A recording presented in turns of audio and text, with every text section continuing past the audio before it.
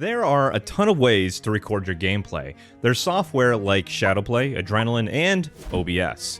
You might even consider hardware like the Elgato HD60S. If you're like me, then you have your mom record all your gaming content on her cell phone. You see that, Mom? You see that? Good job, honey. Let's find out what works best for you.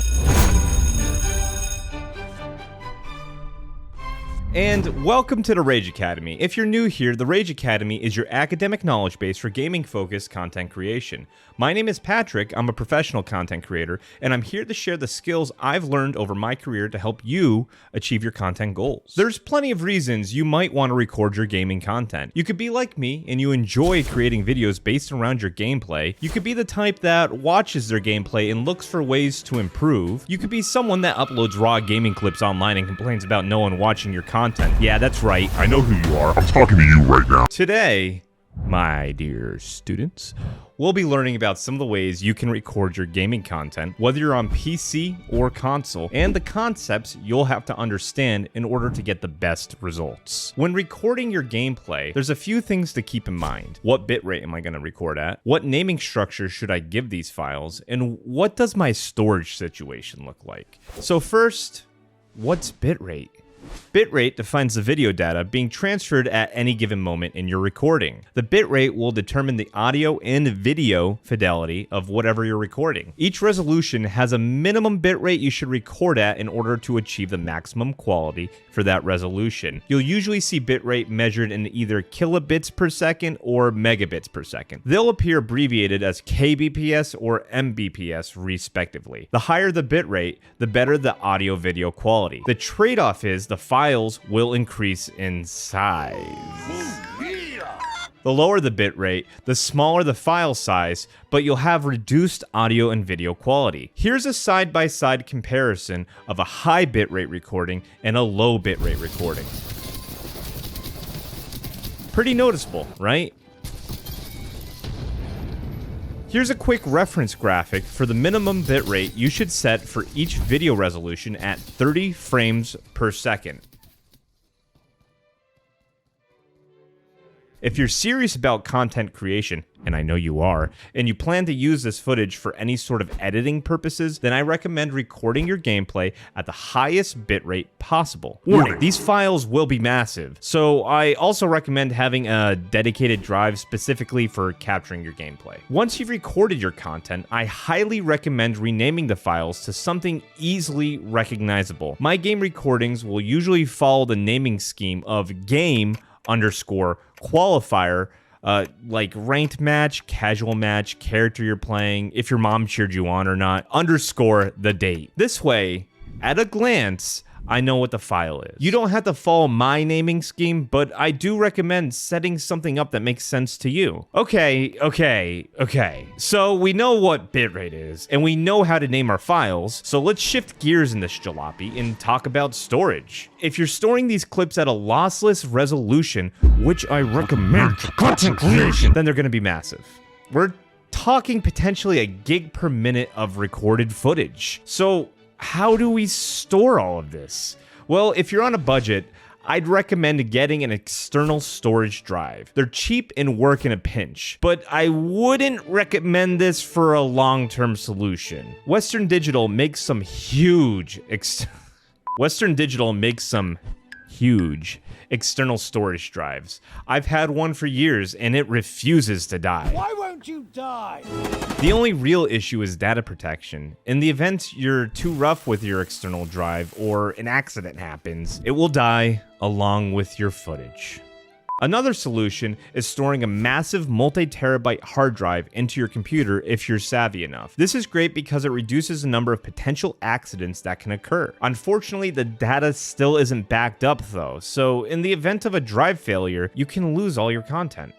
The best solution, which is also the most expensive, weird how that happens, would be to set up a network attached storage or a NAS. This is a type of computer that has multi-storage drives that are accessible through your network. One or more computers would be able to use this storage device simultaneously. So you could store your gaming content and your mom could store her OnlyFans pics on this one device. Additionally, these servers are set up with data redundancy, meaning you could lose one or more of your drives without risking risking yours or your mom's data. These come in all-in-one solutions, or you could build your own, like me. If you'd like to learn about the process of building your own NAS for gaming clips, then make sure to follow me and I'll put out a video on how to construct your own. So how exactly do we record our gaming content? If you're a PC gamer and own a 10 series Nvidia card or higher, you're pretty much all set. Stop watching the video. You win. All you really need to do is download the Nvidia GeForce Experience app and click the Shadowplay button in the top right corner. Hi, Editor Patrick here. Don't listen to that other guy. He's a schmuck.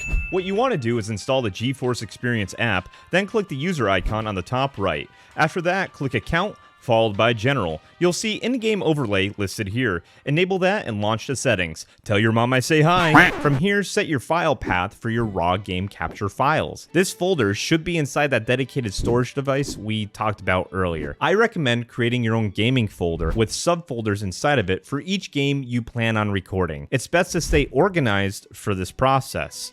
You'll also choose what quality you want Shadowplay to record your gameplay at. You'll see the bitrate slider. If you remember in the beginning of the class, the higher the value, the better the audio-video fidelity, but larger the file size. Once you've created your file path and set your bitrate, create a hotkey that you won't accidentally press while you're gaming. I use Control F4. Once you're in game, it's as easy as hitting your hotkey and clicking record. Once you're done recording, you smash your hotkey and click stop recording. If all the stars align, then you should have a shiny new file in the file path you created earlier. It's as simple as that. If you're using an Elgato Stream Deck, there's a nifty feature cooked into it. You can program it to start recording at the press of a button. In order to do this, download the Stream Deck software. On the top right, there's an icon that looks like a small Stream Deck icon with a plus on it.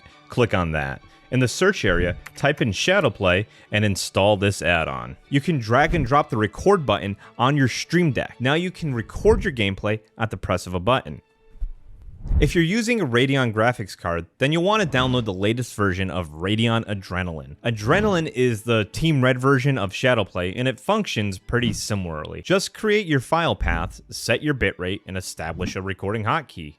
Side note, both Shadowplay and Adrenaline have an option to automatically record gaming highlights. From my experience on Shadowplay, this feature doesn't work when you need it to the most. My good friend who daily drives an AMD graphics card has told me that this isn't the most reliable option for him either. If you use this feature, let me know what you think about it in the comments down below. Finally, if you don't like either of the previous options, you can always use OBS. It's free, open source, and it's very easy to use. OBS is a little more in depth with different options. Once you download OBS and launch it, you'll want to open the settings tab. From here, click on output. I like to set the panel to advanced. Here, we'll see a bunch of different options. NVENC, x264, .mov, .flv, .mp4, bitrate. There's a lot of different options to really fine-tune your recordings here. I won't get into every facet of what these all mean in this video,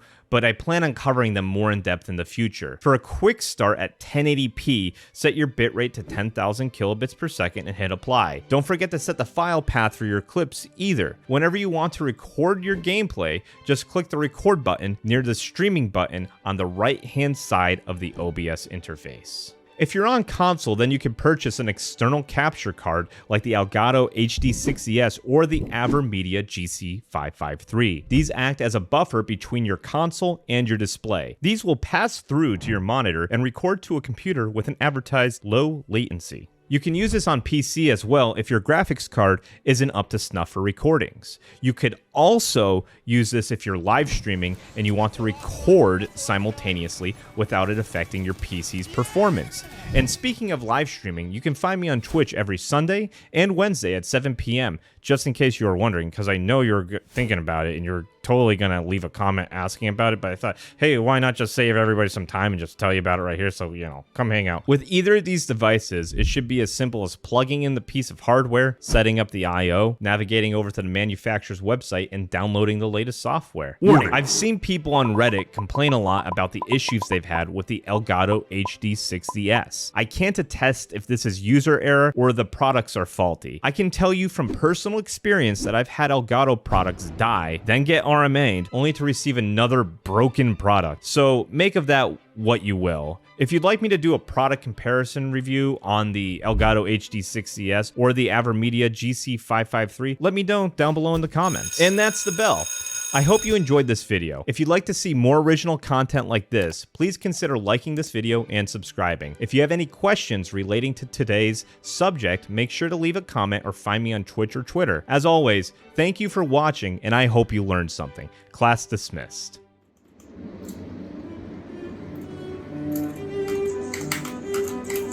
See that, Mom?